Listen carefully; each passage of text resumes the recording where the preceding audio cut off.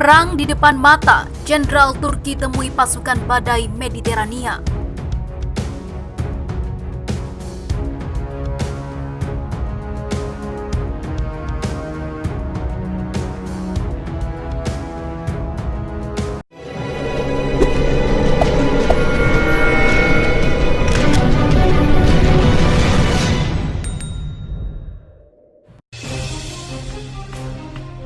Tidak ada kata main-main bagi pemerintahan Turki dalam mewujudkan tujuannya mengeksplorasi sumber energi minyak dan gas di lepas pantai laut Mediterania Timur yang saat ini disengketakan Yunani dan negara-negara sekutunya.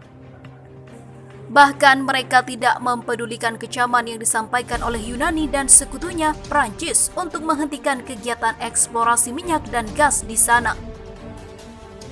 Justru Turki jauh-jauh hari telah mengumumkan serangkaian kegiatan militernya di Laut Mediterania Timur untuk membuktikan kepada Yunani dan Prancis bahwa mereka memiliki kekuatan tempur yang akan mati-matian membela kepentingan dan tujuannya itu di Mediterania Timur.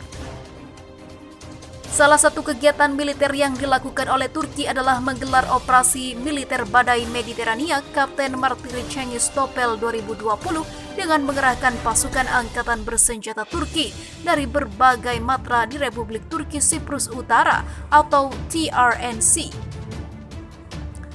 Benarkah ini detik-detik perang antara Turki dan Yunani? Sementara itu, kegiatan operasi militer badai Mediterania yang mulai pada 6 September lalu di Siprus, Turki Utara itu menambah deretan panjang untuk mengancam pertahanan Yunani yang didukung oleh Turki. Bagaimana tidak, Siprus Turki Utara adalah wilayah yang berbatasan langsung dengan Siprus Yunani di bagian selatan pulau.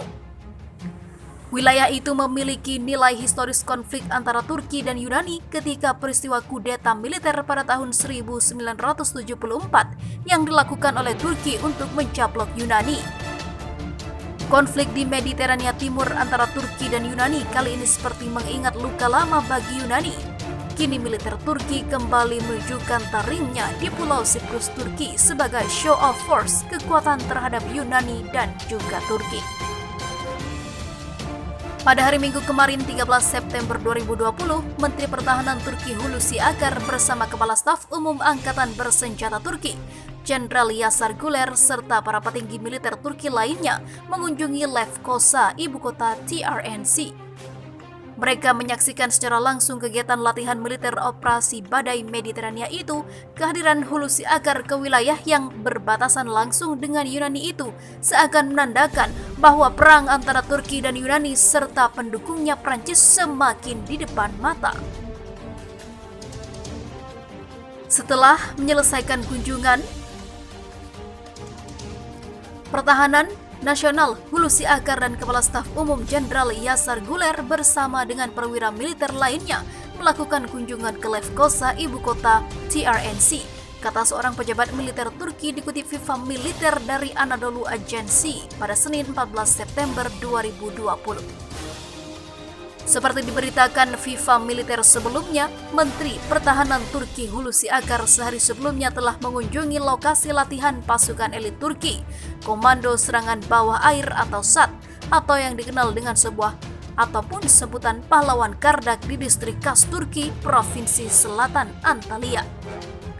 Dalam kesempatan itu, Akar menjelaskan tentang kondisi di Laut Mediterania Timur kepada seluruh pasukannya terkait dengan sengketa wilayah yang dilontarkan oleh Yunani dan pendukungnya Turki. Akar juga telah menegaskan kepada seluruh pasukan agar mempersiapkan diri dengan disiplin latihan yang tinggi untuk menghadapi kemungkinan ancaman yang datang. Ada orang yang mencoba membimbing kami dengan melampaui batas dan ketinggian mereka. Kami tidak dapat menerima mereka, kata Hulusi Akar menyinggung Yunani dan Prancis yang akhir-akhir ini menolak kehadiran mereka di Laut Mediterania Timur. Di sisi lain, kecaman terhadap Yunani dan Prancis kembali muncul. Kali ini giliran Menteri Pertahanan Turki Jenderal Hulusi Akar yang memberi pernyataan tegas kepada koalisi Yunani dan Prancis. Akar menganggap para pejabat Yunani dan Presiden Prancis Emmanuel Macron terlalu banyak bicara. Viva Militer melaporkan dalam sejumlah berita terkait konflik sengketa wilayah Laut Aegea antara Turki dan Yunani. Pengerahan kapal penelitian Turki Orukres untuk melakukan eksplorasi minyak dan gas di wilayah tersebut mendapat tantangan dari Yunani. Yunani mengklaim bahwa tempat eksplorasi Turki adalah wilayahnya, sementara Turki juga merasa tak akan melakukan riset di tempat yang tidak masuk dalam teritorialnya. Respon keras yang dilontarkan Yunani dibarengi dengan pengerahan armada perang angkatan bersenjata Helenik untuk menjaga wilayah kedaulatannya. Turki tak mau kalah. Orukres kembali berlayar dengan kawalan sejumlah kapal perang Angkatan Laut Turki, TDK. Situasi di Laut Mediterania Timur semakin memanas setelah Macron menyatakan dukungannya kepada Yunani. Tak main-main, pada awal September 2020, kapal induk bertenaga nuklir Charles de Gaulle dikirim ke Laut Mediterania untuk mendukung Yunani menghentikan aksi Turki yang dianggap agresi. Lewat jalur politik, Perdana Menteri Yunani Kyriakos Mitsotakis dan Macron tak henti menyerukan pernyataan anti-Turki kepada dunia. Tak hanya Perancis, Yunani juga mendapat dukungan dari sejumlah negara yang bergabung dalam Uni Eropa. Menyikapi langkah yang diambil Mitsotakis dan Macron, Akar pun akhirnya angkat bicara. Dalam kacamatanya, untuk menyelesaikan konflik antara Yunani dan Turki, kedua negara perlu berpikir tenang.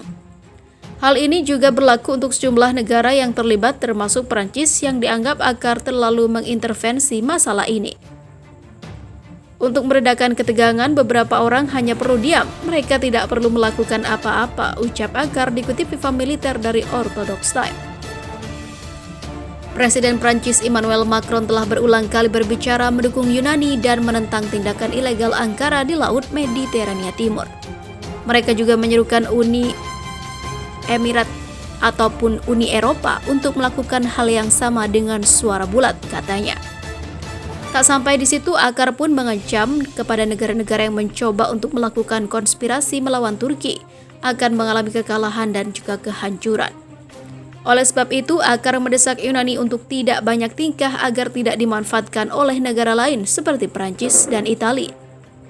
Mereka yang terlibat dalam konspirasi melawan Turki seperti yang terjadi di masa lalu, mereka akan menderita kerusakan yang sama seperti yang mereka alami di masa lalu. Yunani harus bungkam agar tidak dimanfaatkan untuk kepentingan orang lain, ujar Akar.